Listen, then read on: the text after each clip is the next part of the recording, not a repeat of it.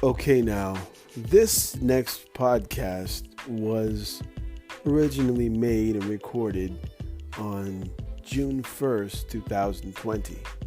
It was regarding the many things that were happening in Canada surrounding anti-black racism, the melting pot of the black community, which doesn't exist, and a bunch of other things. This is a really good podcast. If you listen all the way through, I think you'll probably learn something, and that's what I'm saying, and that's what I'm sticking to.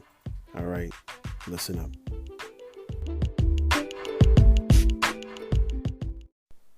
Yo, what's up, y'all? Welcome to your Probably Right podcast. I am your host, the man on the mic, MCM. And you know what? You're welcome to my house anytime. Figuratively speaking, of course. Hey guys, I'm going to be as quick as I can possibly be speaking about this broadcast that happened this morning on CBC and the people that speak on this broadcast from CBC. The first person who's going to speak is Ahmad Hassan, a minister of family, children, and social diversity. We're going to hear from Justin Trudeau, the Prime Minister of Canada, and just a reporter from CBC. I can't remember what her name is. But there's just so many things that are said wrong, and I'm trying to be quick, sorry. But, they talk about this weekend. It was a huge weekend. It was insurrection. It was lawlessness. It was looting. It was protesting. It was I can't breathe. It was just, I couldn't look away. It was like a train wreck, like literally a train wreck. I watched hours and hours and hours of YouTube coverage from different news sources telling us what's happening. And we don't even know if we can believe everything that's happening. We don't know if half of this stuff is just trumped up. Funny choice of word, trumped up. We don't know where this news is coming from and how accurate it is unless you have people in your family or friends with people in the States. You really don't know to the level or to the extent of the situation, really how bad it is. Because what we're coming to realize is we can't trust most of the major news networks these days. And that's just my opinion. But, they talk about black youth. Black youth, okay. Then listen, being a person who's born in this country in 1972. I'm the same age as the Prime Minister at this present time. We're both 48. And as a matter of fact, this death of this gentleman whose life was squeezed out of him just happened on my birthday, George Floyd. They have a man here speaking first who is of Indian descent. They want to hear from Jagmeet Singh, another man from Indian descent or Punjabi descent, or however you want to look at it, because I'm not trying to be racial or racist, and I don't even know if that's possible, considering that my race is basically the lowest on the totem pole, and how they say that again, because now we've been mixed in with the indigenous people, so maybe totem pole isn't the right word to use, because that's probably racist as well. But the bottom line is, our situation cannot be defined by those people who are not subject to the situations that I am subjected to as a black person, or as an African person, or a person of African descent. But they're speaking to the youth.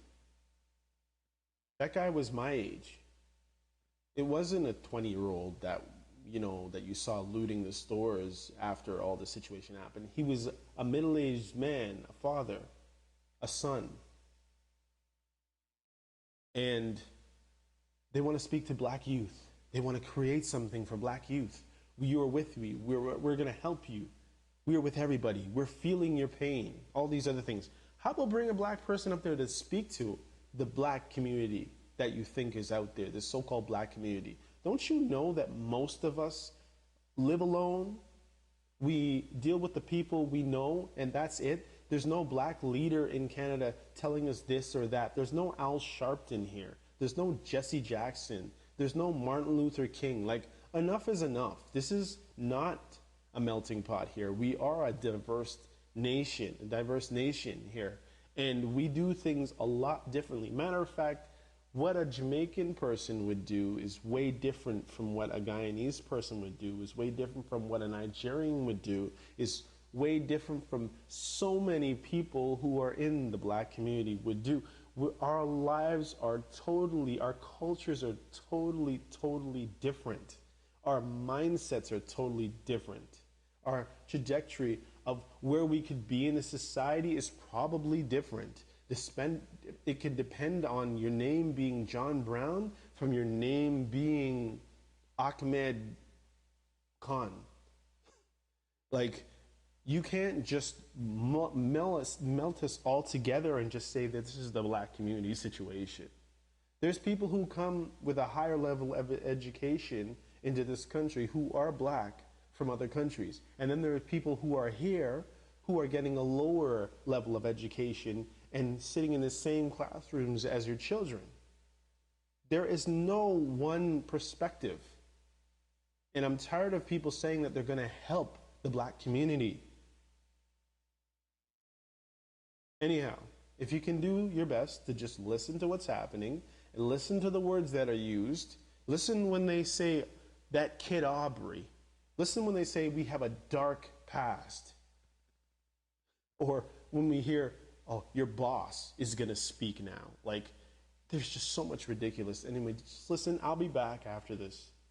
Simply not, they're simply not known to many people of good faith and who are friends of Black Canadians across the country. And so what I am trying to say, and my reaction to what is happening both in the United States, but also to a certain extent in Canada, is that this is a lived reality for many of us. And anti-Black racism, especially the systemic kind, holds many of our fellow Canadians back. And we need to acknowledge that, we need to deal with it so that we can have those individuals and our community fully participate in Canadian society. It is unfortunate that some don't even want to see it as part of the Canadian fabric, and they see it as an American reality. But the fact of the matter is, we do have an issue, and we, by and large, Canada has and continues to be a very generous country, a country that welcomes newcomers, a country that allows people to achieve any dream that they aspire to. But at the same time, we have a dark underbelly that we need to deal with. And one of those, among many, is anti-Black racism.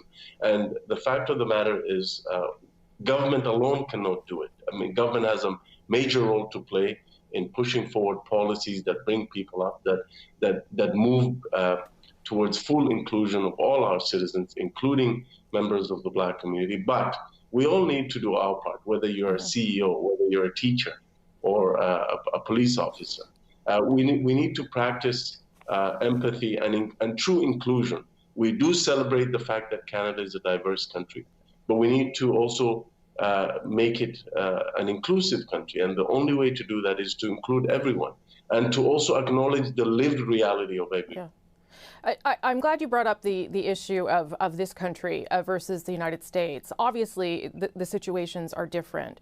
But do you believe that this country is I don't know, maybe not having enough of a conversation around race, maybe dismissing the issue entirely in some cases, or suggesting that Canada doesn't have the same issues as the United States, so we don't need to talk about them? Do you feel that at all? That's precisely it. You hit the nail on the head. I think the point is to have those conversations, because it is through those conversations which can be very difficult conversations, but it is through those conversations that we can have breakthroughs, that we can actually hear the pain and the frustration of many members of our fellow Canadian citizens. Mm-hmm. And so those folks will tell us, and they will show us their lived reality. But we can only do that if we're open to those conversations. So the point I was making in my public communications over the last couple of days is that we need to create the space for those conversations. We need to hear about the reality of Black youth in our urban centers, for example. The reality that they go through in their interactions with police, the reality that they go through in the job market, in the housing market. things that I have personally experienced. But I think the point is, once we create that space and we have those difficult conversations, then we can move forward. And that will only make Canada an even better country than it already is.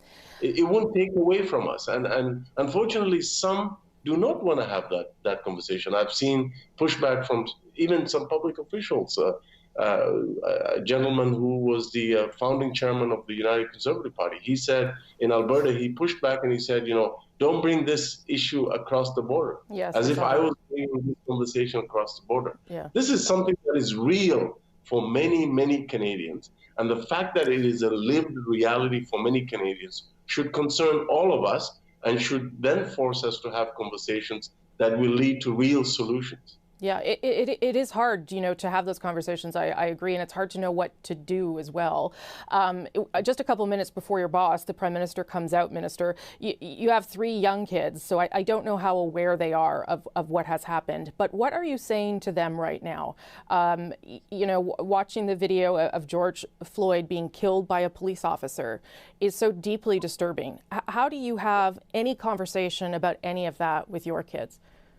Before you even have that conversation, I think you need to process it yourself. And I've been talking to many of my friends who are really having a difficult time processing those images. I mean, this was a slow motion death right in front of us of an individual at the hands of a police officer. I mean, it's really hard to deal with that from the perspective of looking at those images. But I think, when I talk about the difficult conversations, I seriously mean it. I mean, I publicly invite that Mr. Ed Amar to call me so that he can hear from me and many others on the reality of anti-Black racism in Canada. That this is not something that is being brought over the border. This is as Canadian as anything else. Mm-hmm. But I also think that, education and talking about true inclusion and putting forward policies and programs that really include people will make a big difference in the lives of everyone. But it starts from those conversations, and it starts from the willingness to acknowledge that something is real, that is real for so many Canadian citizens. Does it make you worried for your children, though? Oh, absolutely. And I think it is for those of us in leadership positions and in positions of responsibility, we have to do everything that we can to ensure that the next generation does not have to endure the daily microaggressions and other profiling that happens to too many members of our community. And I think if we can move the needle forward, I think that is something that each and every one of us should aspire to. And it shouldn't just fall to members of the Black Canadian community. It should be a responsibility for all of us, because if some members of our community are being marginalized, it should concern all of us. Yes. How do you do that at the cabinet table, Minister? This will be my last question. You are a minority at the cabinet table in many ways too. So I would say it's very refreshing, because with the Prime Minister, we've never stopped having that conversation, and I know that he's going to address this issue head on today, and I'm very heartened by that. And secondly, I must say that among the cabinet table and in our caucus, we have, I have felt nothing but a welcoming of those of the desire to have those conversations, of the desire to continually to push ourselves to do better, because we can, there's always more work to be done to create a more inclusive society. And it's not just for Black Canadians. It is conversations around how do we do better with Indigenous peoples and other vulnerable groups. And I've found that our team collectively has had the openness and the willingness to continue to have those conversations. It's a journey, it's a marathon. It's not something that can be fixed overnight with one policy or one conversation, but we gotta keep at it. Yeah. Minister, good of you to make the time and to open up that door to that difficult conversation so many of us are trying to have over the course of the past few days. Thank you very much, sir. Appreciate your time. Thank you for having me. That's Ahmed Hussein. He's the Minister of Families, Children and Social Development. He was here in Ottawa.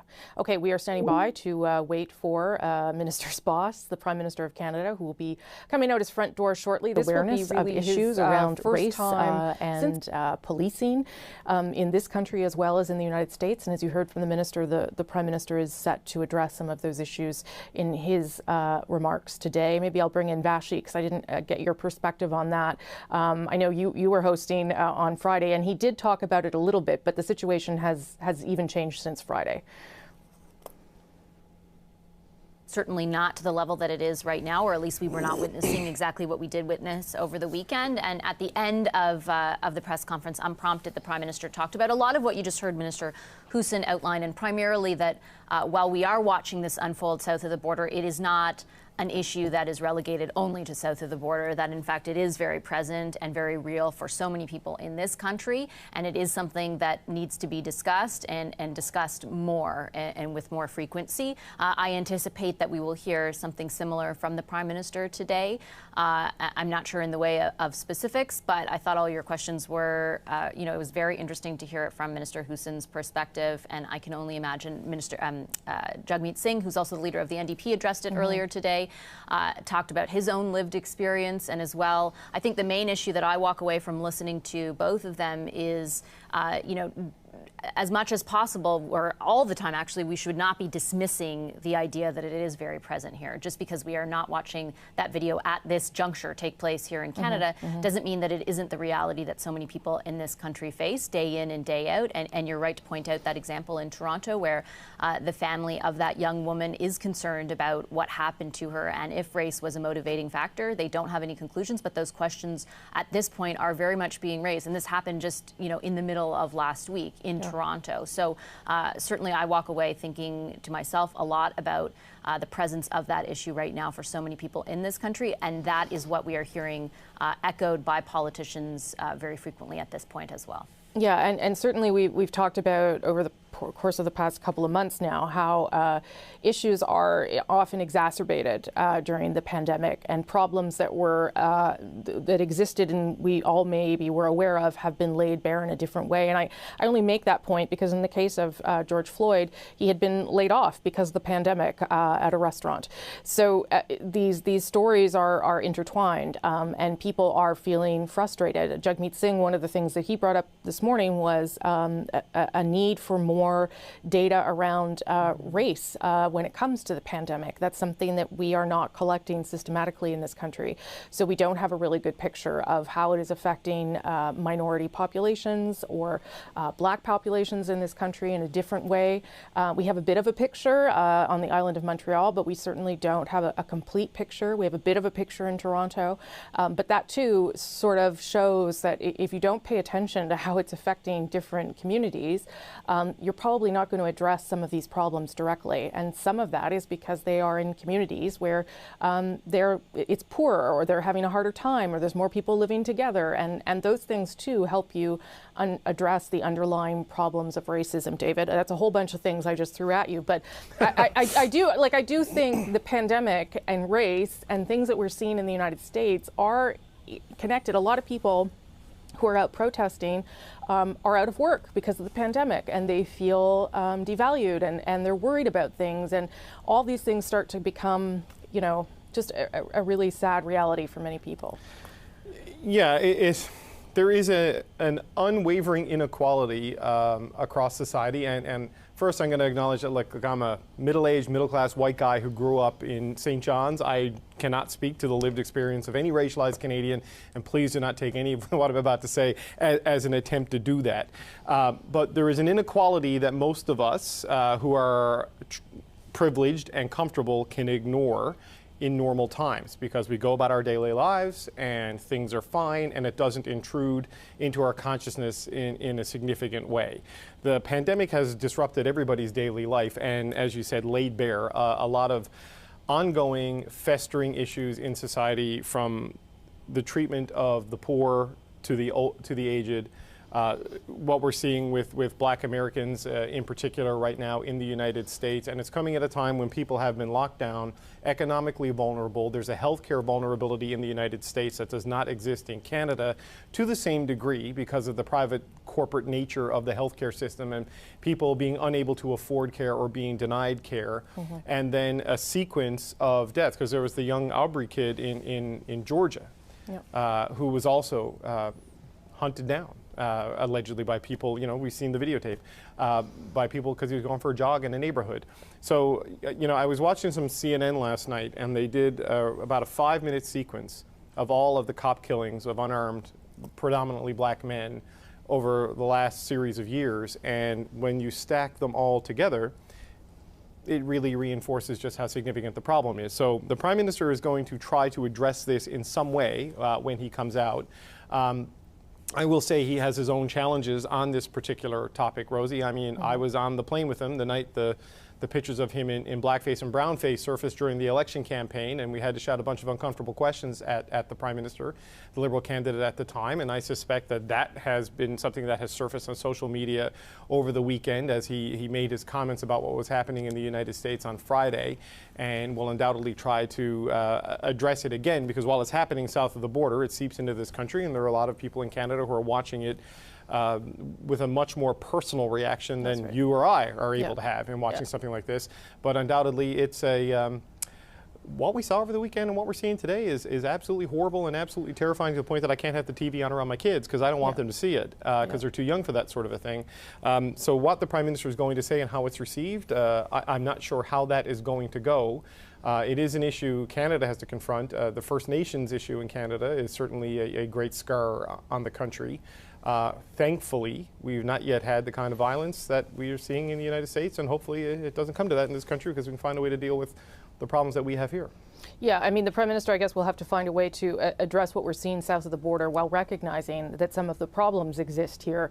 We are, at very least, not seeing right now the confrontations between protesters and police, which are creating very violent episodes in the United States. So that and Rosie, at least he's willing to come out and speak to it. I was also going to say address yes.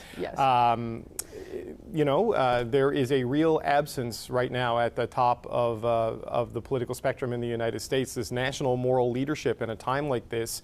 It's more agitation than calming right now. And to this point, when the mayor of one of the biggest cities in the U.S., in Atlanta, with a very large black population, when the mayor of that community is saying, just stay quiet to the president, that speaks to a real problem.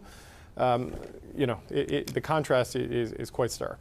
Yeah, the president only reacting on Twitter through the weekend and has yet to address the nation, even though some of his advisors, according to the New York Times, had suggested that he make some sort of public statement. That has not happened yet. And in fact, last night, the lights of the White House were turned out as protests turned violent down Pennsylvania Avenue as well. So we are expecting the Prime Minister to have some sort of comments about that as he emerges from his home right now. But his major policy announcement today, some funding for municipalities that are feeling under pressure right now. Here is the Prime Minister of Canada.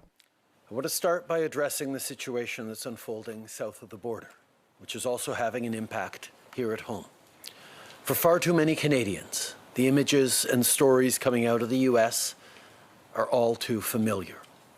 As a country, we can't pretend that racism doesn't exist here.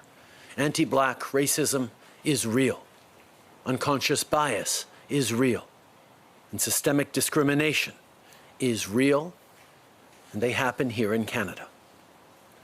Over the weekend, we saw thousands of people gather across the country to join peaceful protests against anti-black racism. By standing together and denouncing the few who would try to derail these demonstrations, Canadians are sending the message that they will never tolerate injustice. To young black Canadians, I hear you when you say you are anxious and angry, when you say that this brings back painful experiences of racism that you've faced. I want you to know that I'm listening and that your government will always stand with you. Together, we will keep taking meaningful action to fight racism and discrimination in every form. The status quo, where people face violence because of the color of their skin, is unacceptable. No parent should have to once again explain to their kids that they or their friends might face racism. It is time, it is past time for this to change.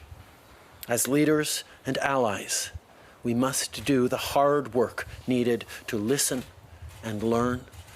We must ensure that everyone is safe and respected. That includes journalists who need to be able to do their work on the front lines to expose the truth and tell the stories we need to hear. And we must, as Canadians, always keep working together to build a fairer, better, more equitable country for all. For far too many Canadians, what is happening on the other side of the border at this time is familiar to them. Anti-black racism, systemic discrimination, injustice, they are also present in our country. Over the weekend, we saw thousands of people right across the country demonstrating peacefully to stand up against racism by forming a common front and denouncing those who always try to disrupt these demonstrations. Canadians are sending the message that they will not tolerate injustice. So now I would like to speak directly to young black Canadians. I hear you. I hear your concern, your anger, your pain. I hear you when you say that this brings back painful experiences of racism and discrimination. I'm listening to you, and our government is there for you. And we are taking action to combat racism and hate in all its forms. The status quo, where young people face violence because of the color of their skin, is unacceptable. No parent should have to once again explain to their children that they or their friends could face racism. As leaders and allies, we have to ensure that everyone is safe and treated with respect. Of course, that includes journalists, who must be able to do their work on the ground to expose the truth and tell the stories that we have to hear. And as Canadians, we must continue to build a better country, a more equal and fairer country for all. It has been a very difficult spring for many people. And although the path forward won't be easy, things will get better.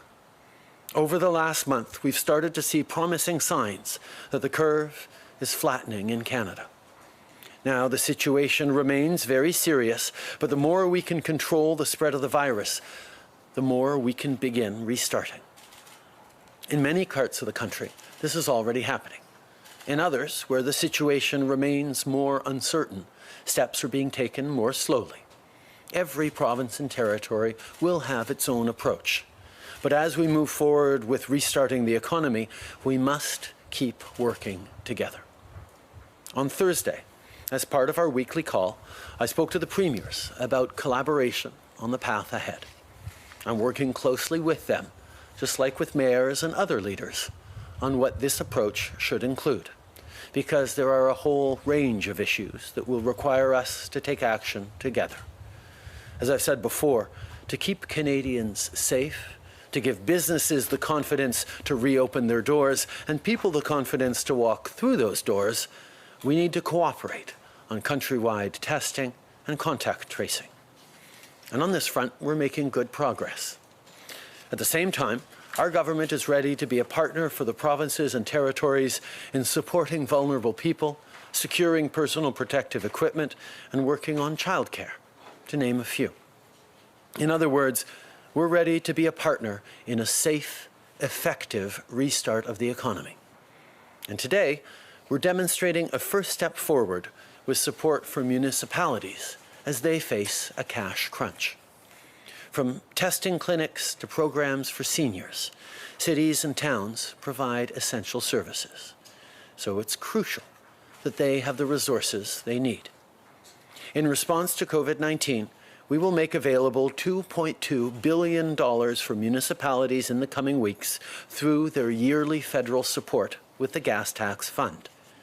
Normally, municipalities receive these payments in 2 installments, but we know that cities and towns need this money right away as they deal with COVID-19.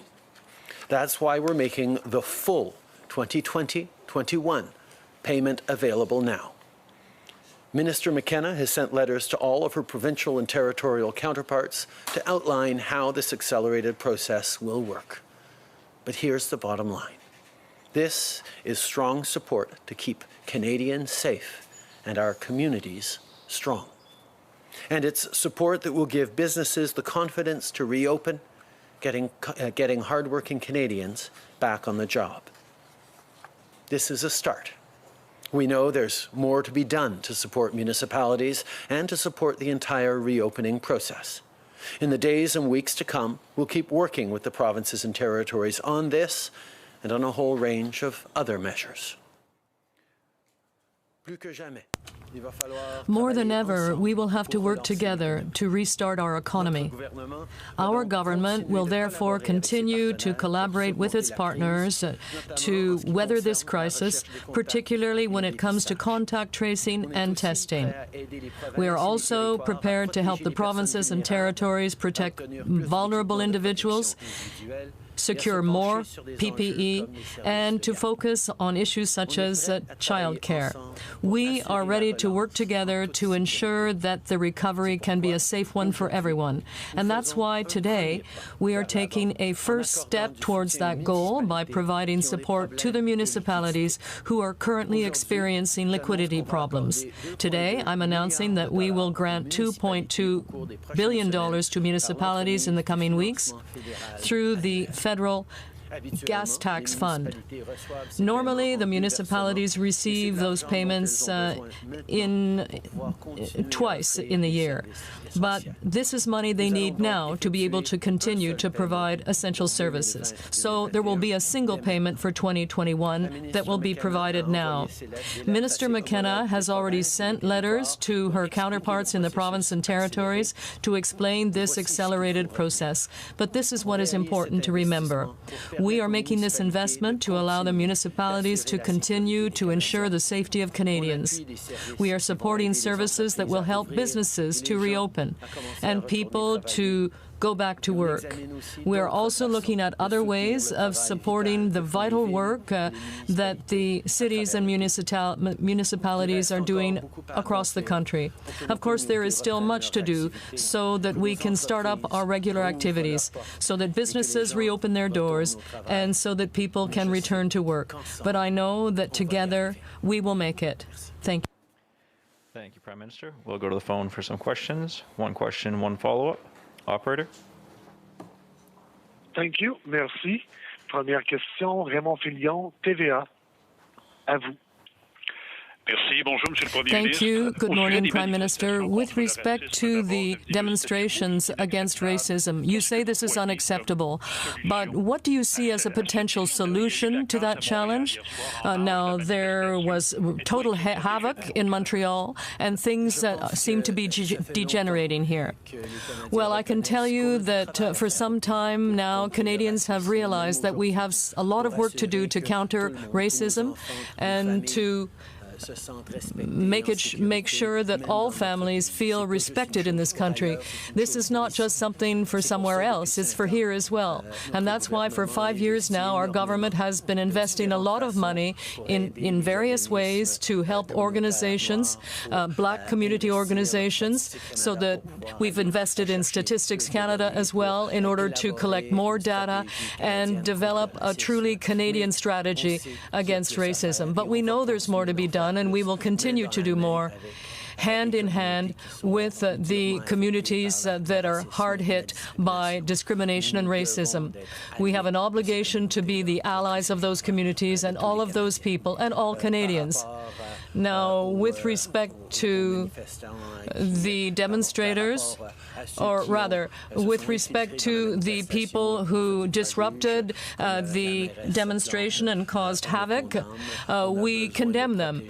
We need to protect the right of all Canadians to peacefully demonstrate in Canada, and it is absolutely essential that be the case in our country.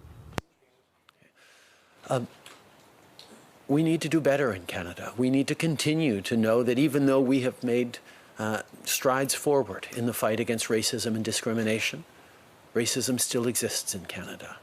Anti-black racism, systemic discrimination, unconscious bias are lived realities every day for millions of Canadians. We need to stand beside them. We need to be allies. We need to work in our daily lives to counter discrimination, racism, and intolerance. As a government, we've made many investments over the past 5 years, whether it's on community programs run by racialized communities, whether it's on Statistics Canada doing a better job at collecting disaggregated data, whether it's investments in anti-Black racism strategies or anti-racism strategies in general. But there is always more to do, and ultimately we need to do it together as Canadians and be better allies. As for those who took advantage of these peaceful protests to do significant damage to communities and stores, as we saw in Montreal, we have to condemn those actions strongly. They do not represent the peaceful protesters who are standing up for very real issues in Canada. We need to continue to make sure that peaceful protest is always able to happen in Canada. Follow-up? With respect to the money for municipalities, this is not new money. It's just an early payment under the fund. But they are asking for at least $10 billion in order to fund direct services to the population that they have to deliver now. Will they get the money, or will they have to increase their property taxes in order to provide those services? We are advancing money that would have been given to them in any case 6 months from now. But we recognize there is a need now for them to have that money. And the fact is we need to do more, and we will do more. But in order to do more, we have to work with the provinces because the municipalities fall within their jurisdiction. We will be there to invest, but it has to be done while respecting their jurisdiction and working with the provinces across the country. We know that this is just an initial measure that brings forward money that the cities were going to get 6 months from now anyway, but there is a need right now for liquidity, for support as they deal with this COVID crisis. But yes, we need to do more, and we will do more. But doing more needs to happen hand in hand with the provinces who have jurisdiction over the municipalities. But I can assure you, in my conversations with the premiers and in our conversations going forward, the federal government will be there to work with the provinces to support the towns and cities that we all live in. Merci. Prochaine question. Operator. Thank you. Merci. Next question, Janice Dixon, The Globe and Mail. Line open. Hi, Prime Minister. I'm wondering, when will your government mandate the collection of race-based data in connection to COVID-19 specifically and more broadly across Canadian society?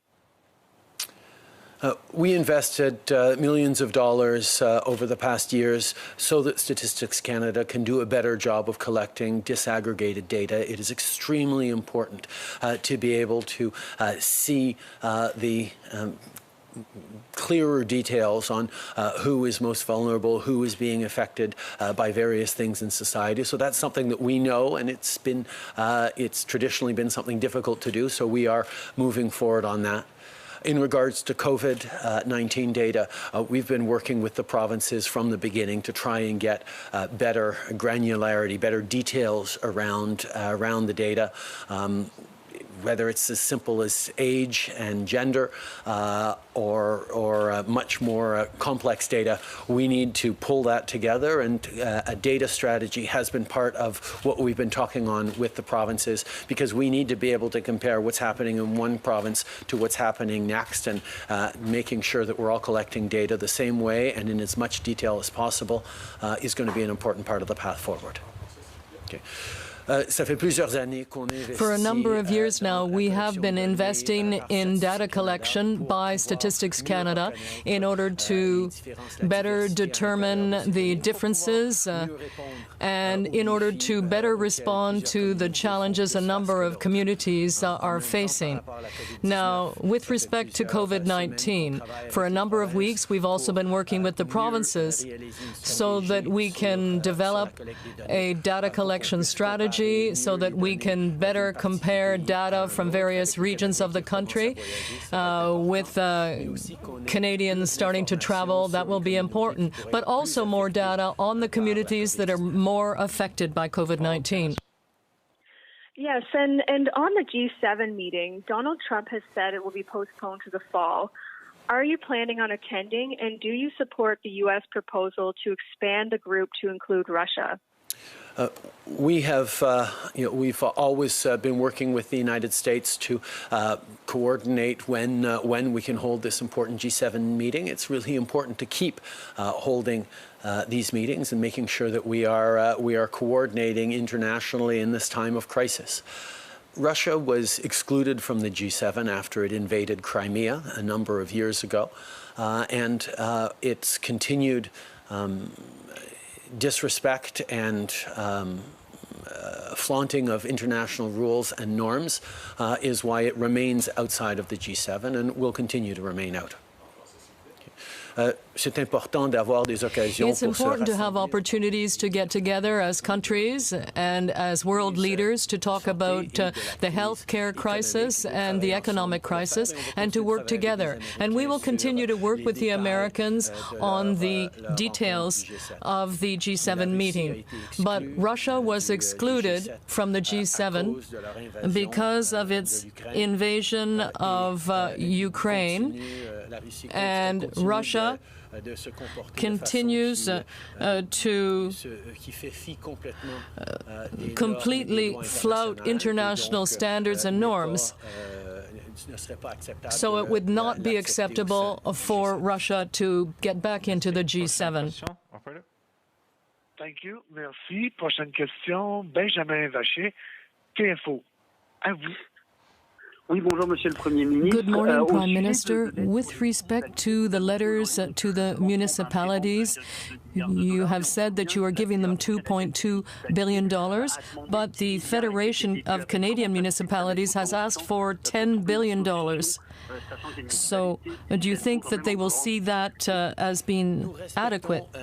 Well, we respect provincial jurisdiction as set out in our Constitution. We are working with the provinces to figure out the best way of helping the municipalities. But even though it doesn't fall within our jurisdiction, we have money to help the municipalities.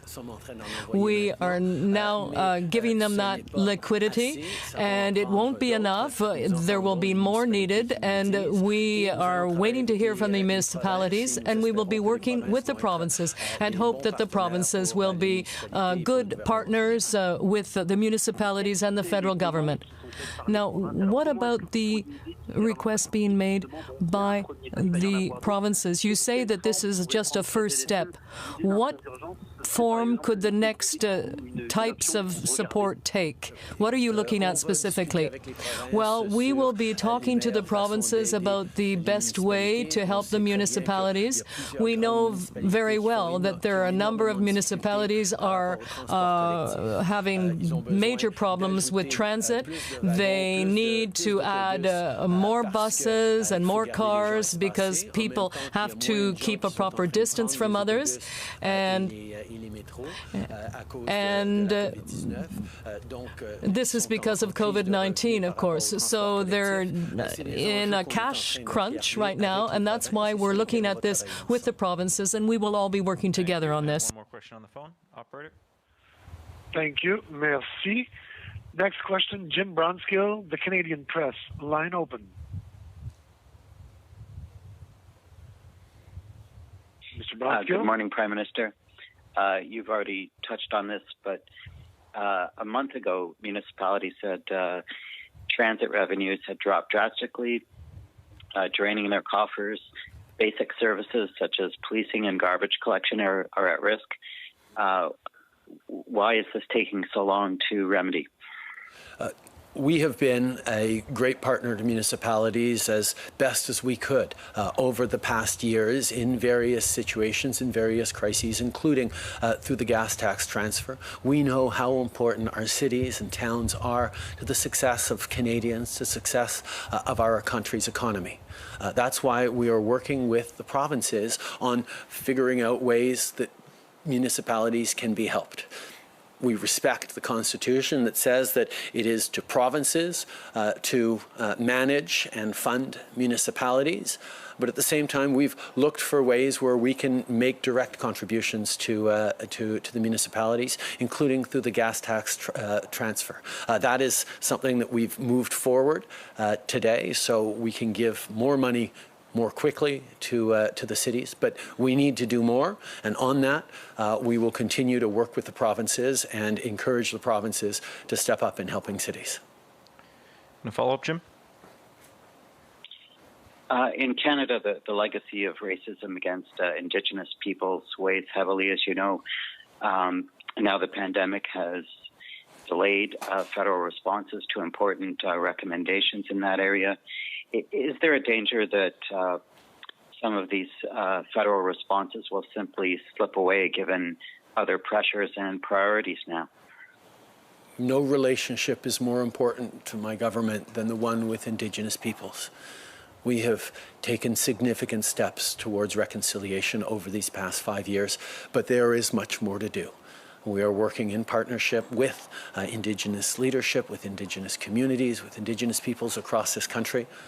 Right now, in this challenge around COVID, many of our partner organizations are very much focused on supporting their communities. We continue to work on the strategy to fight gender-based violence and respond to the missing and murdered Indigenous women and girls inquiry. But the work is affected because of COVID-19, but it remains a priority, not just for us, but for all Canadians, that we will continue to work on. Good morning, sir. Ryan Tunnelty, National Post. You've acknowledged this morning that the money you're giving to municipalities is effectively in advance. It falls well short of their needs. We're seeing cities cut transit service. We're seeing them lay people off. I'm wondering if you're concerned that going forward we're going to have less services in cities, especially for low-income people who need it to get to work at grocery stores and long-term care centers. I'm very concerned about the funding level for cities, about the services that cities offer to people, to Canadians, the essential services, whether it's obviously police and fire, but also frontline community workers, daycare workers, community center assistants, health workers. There's a range of services offered by cities that are at danger of disappearing. That's why we are doing what we can unilaterally in advancing the money forward, but we need to work with the provinces on this. Cities are the responsibility of the provinces. The federal government will be there to work with the provinces, to support, to help flow money, but the provinces need to step up as well, and that's what we're discussing right now. Okay. Nous savons qu'il y a une grande préoccupation. We know that there's a major concern in terms of services for Canadians provided by municipalities and towns. And we're not just talking about fire services or police, but community services, childcare services, a presence on the ground. And often it's the towns and cities that are threatened without enough money. So we will do everything we can to ensure that we flow that money to them. We've advanced the payment now, but we have an obligation to work respectfully with the provinces, and we will do that. But we need the provinces to be there with us as well to help the municipalities. You invoked provincial jurisdiction several times this morning in the answer. Did provincial premiers on your call last Thursday object to the notion of you giving money directly to cities? We have always respected the Constitution in this country. I think premiers and the federal government have always understood we can work together on lots of areas that cross across jurisdictions, and we will always do that in a respectful way, working in partnership for the Canadians who, regardless of the order of government, we all collectively serve. Bonjour, Monsieur Trudeau. Louis Blouin, Radio-Canada. Louis Blouin, Radio-Canada. You have talked about the work carried out by the provinces. Can you tell us where the blockage is? Is it the provinces that are dragging their feet? And can you be more specific? Do they not want you to be imposing conditions on them? But they've made that request a long time ago, over a month and a half ago. We're continuing to work with the provinces on this. There are a number of provinces that are dealing with various challenges challenges associated with COVID-19, and there are different perspectives on the federal government intervening in their area of jurisdiction, but we are respectful of their responsibilities, and we understand that the federal government has a bit more fiscal latitude than the provinces, and thus we think it's important that we be there to provide support so that our economy can reopen safely in the cities and towns of this country. Now, with respect to the tensions in the United States, we're seeing that President Trump's comments have not eased people's anxiety, quite the opposite, since this began. Are you concerned that this will simply exacerbate the situation? And how should a world leader intervene or respond in a situation such as that? Well, I can't speak for other countries, but in Canada, we must come together. And whether we're talking about federal or municipal or provincial leaders, we have to be there to listen and understand that even though we have made progress in recent years and recent decades, there's still a lot that needs to be done. And we must be the allies of minority communities. So we will be there for them. That's my responsibility as the Prime Minister of the country, to ensure that we all can work together. Prime Minister Tom Perry with CBC. You're talking to Black Canadians today. You've apologized for this many times, but you did wear blackface as a younger man. Do you think that in any way diminishes your ability to provide moral leadership on this issue, or do you still think you're carrying that baggage? I think we all have a role to play. We've all seen things in our lives or done things in our lives that we need to learn from and do significantly better from. I have spoken many times about how deeply I regret my actions that hurt many, many people. But at the same time, we need to focus on doing better every single day, regardless of what we did or hadn't done in our past. We need to work together through this. We need to keep standing up for each other. We need to be there to say that every day we can do better as a country, as a world. And I will be part of that. I will continue to be an ally to minority communities, to racialized communities across this country and around the world. We have a duty to all try and make a positive contribution to the world. And I regret the choices I made a long time ago, and I have expressed a deep concern about that and apologized for it. But the fact is that every single day we have to act to ensure that things get better. That's what I'm doing, that's what our government is doing, and that's what all Canadians want to do to create a better world for their children and grandchildren. Just so I'm clear, if Vladimir Putin is invited to this meeting, will you take part?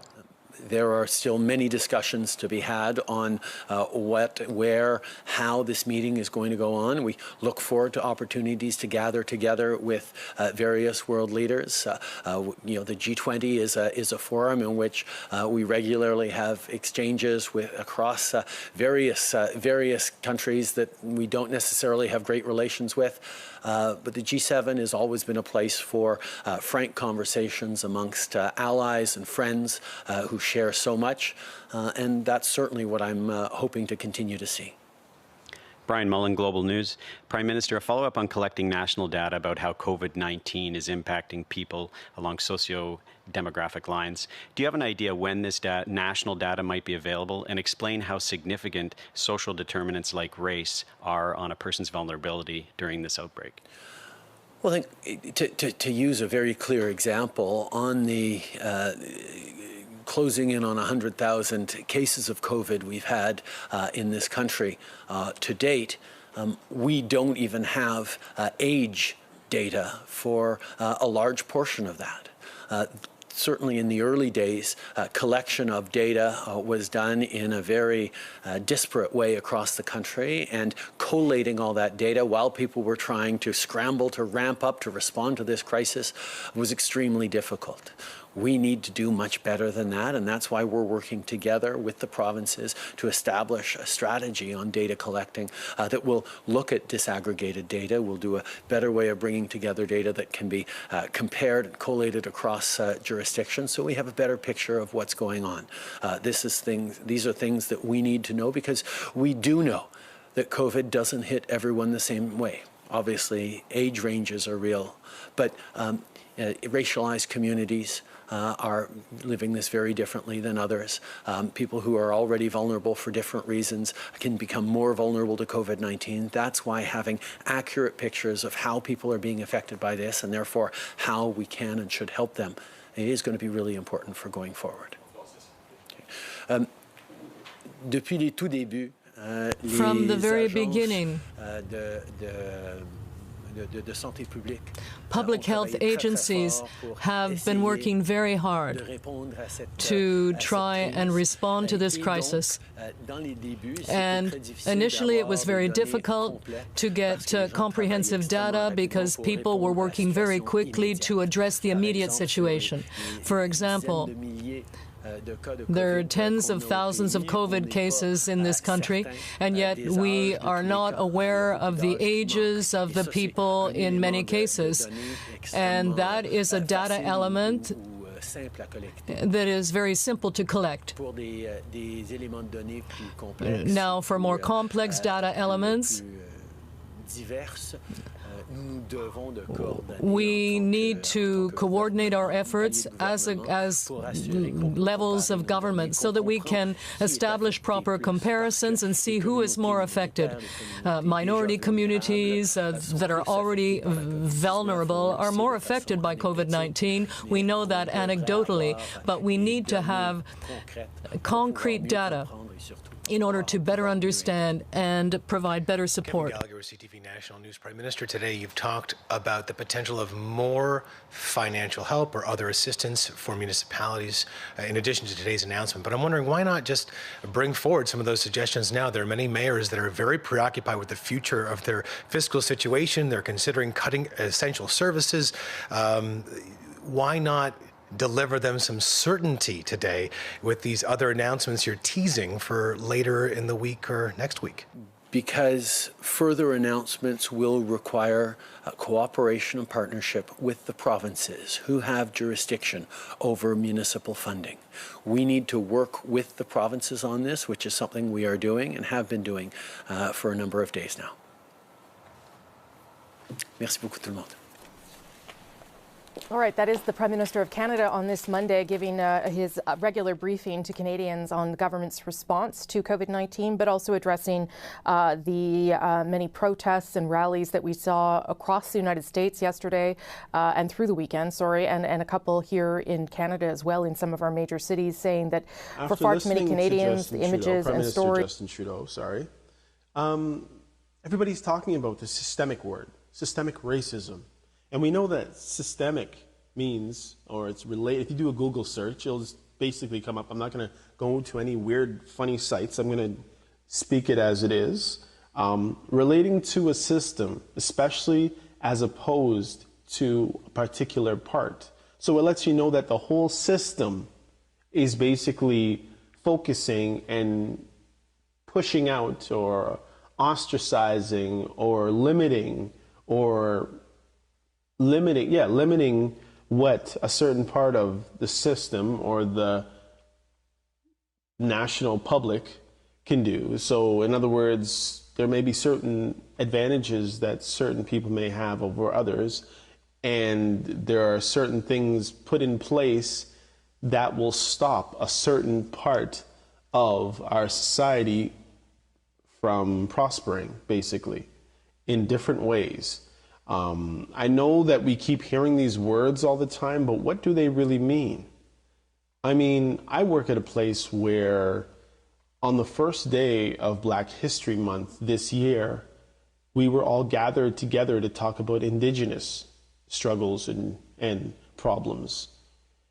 And sure, we should definitely talk about Indigenous problems, but I don't know if that was the day for it.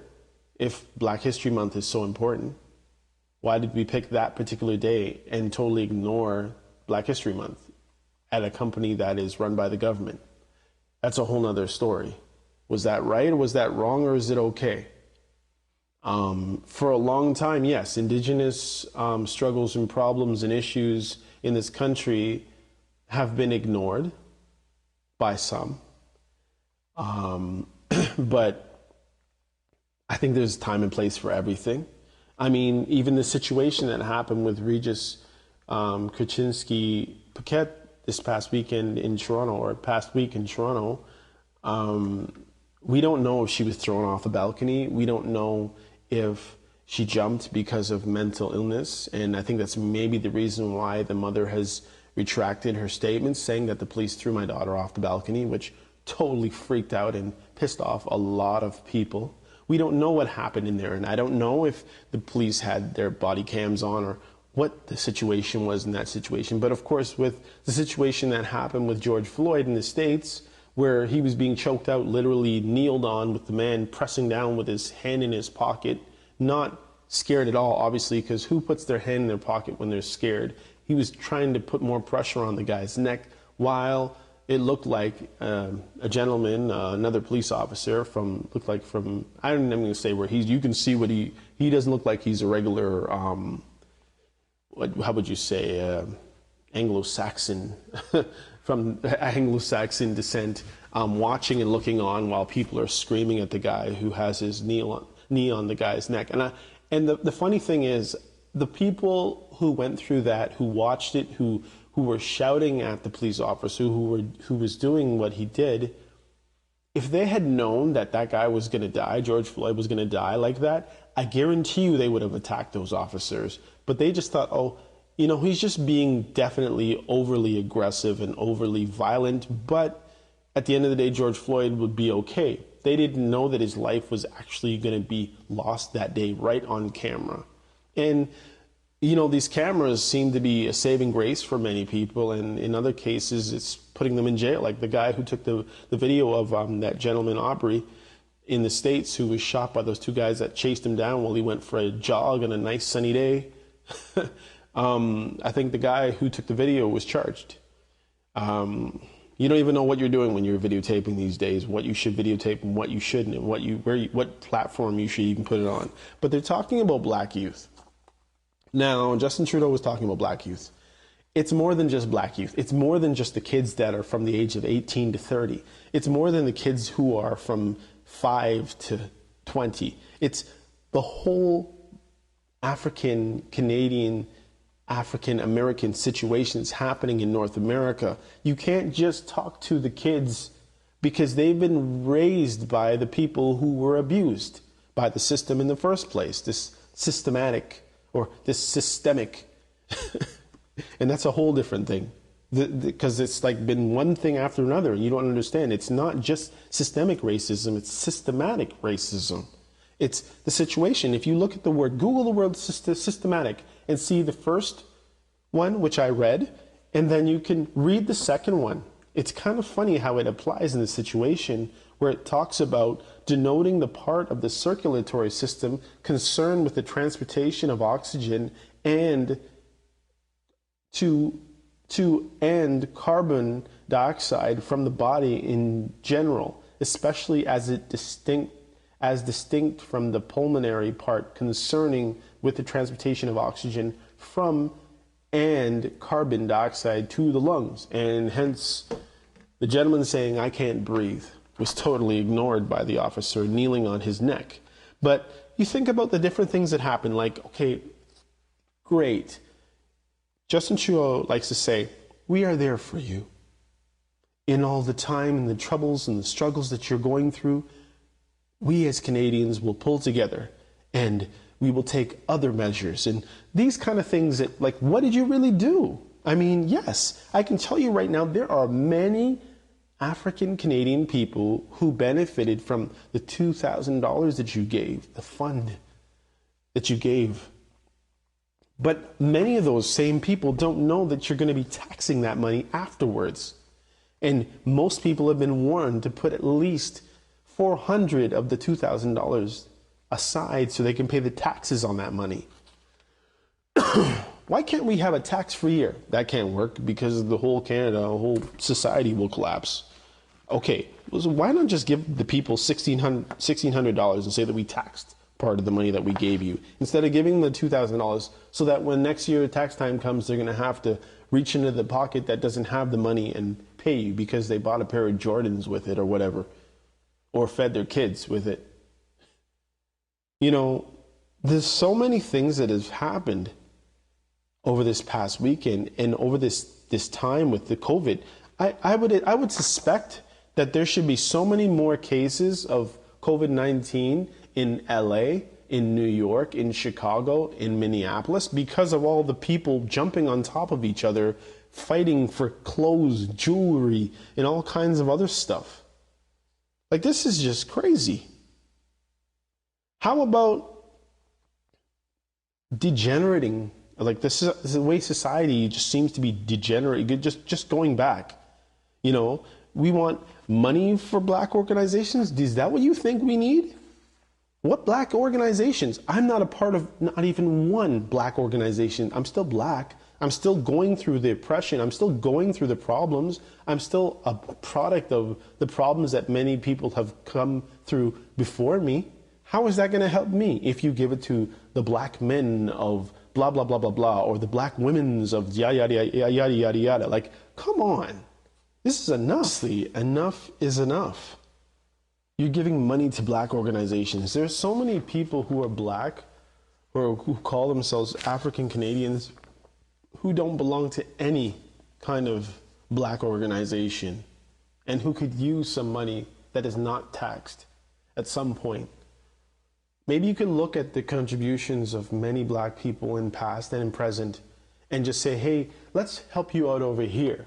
Maybe we can do some kind of a tax break for black people. Then it would help all black people or those who qualify. Maybe somebody who makes less than $30,000 a year. Maybe you can do something for those black people regularly for a period of time, kind of like you've done for some of the indigenous people where they have certain tax breaks. Maybe something like that. You can't just put money into certain community organizations and just expect for them to divvy out the peanuts to the whole of that community. That's just ridiculous.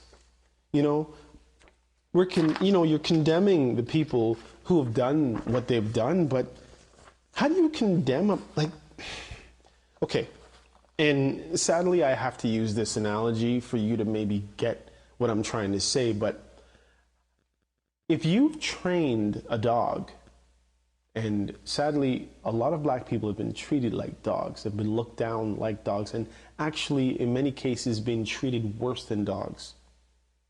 If we look at the care that we give, could you imagine if that was a dog that was being kneeled on? Do you imagine the outrage? I guarantee you people have been freaking out. He probably wouldn't have been able to kneel on that dog's neck for 10 minutes or 9 minutes or 8 minutes. Or if you saw somebody pick the dog up and throw him off the balcony or the dog jumped, it would be outrage. It would probably even be worse. Let it be videotaped and see what would happen to that person. But anyways, if you treat a dog in such a way, in a violent way, in an abusive way, and then that dog turns around one day and grabs you by the jugular or grabs you by the arm or the leg and rips it off, what can you say to that dog?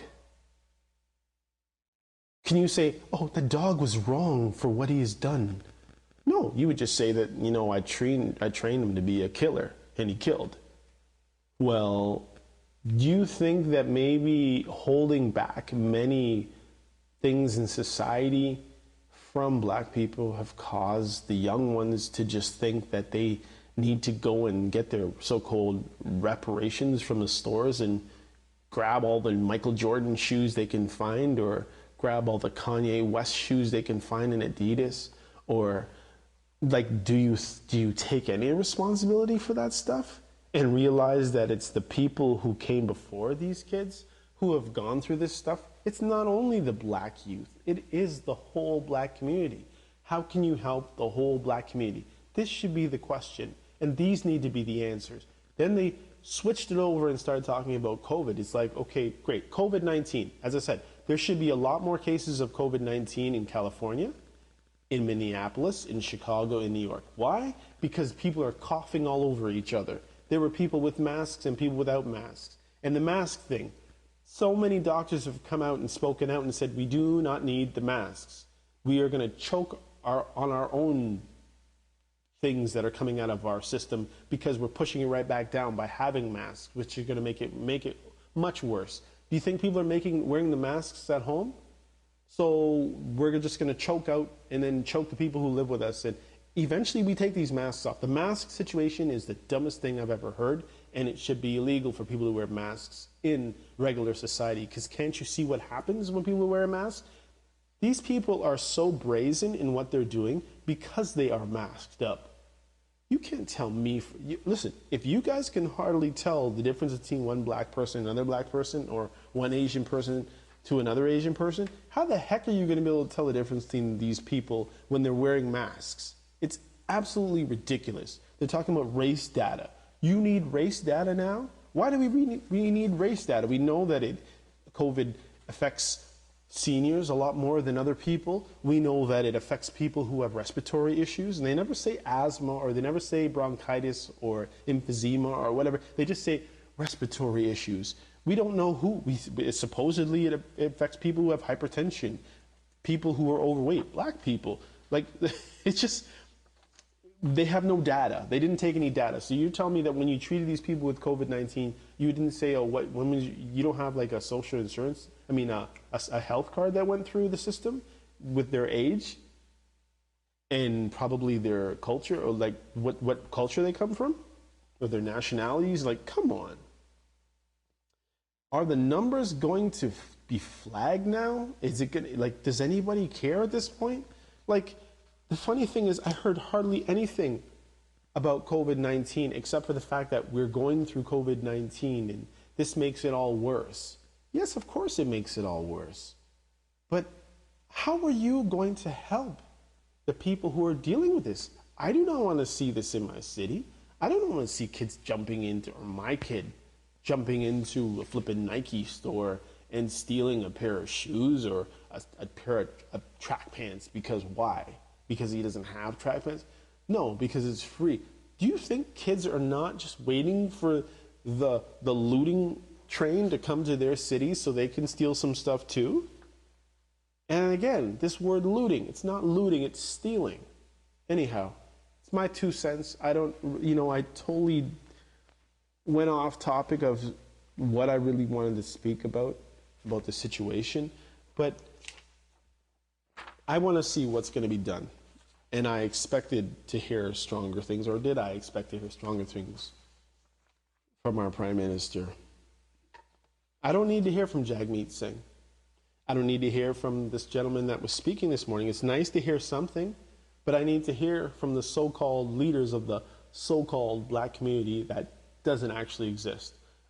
I just want to hear answers. I want to hear what you're going to do, what you're going to do to stop the situations, because the situations are only going to get worse. What happens the next time a cop does something like this on camera? Or what are you going to do when somebody pulls out a video that they didn't want to show anybody from 3 years ago? This situation is only going to get worse, and apparently they're doing it in Montreal now. Why?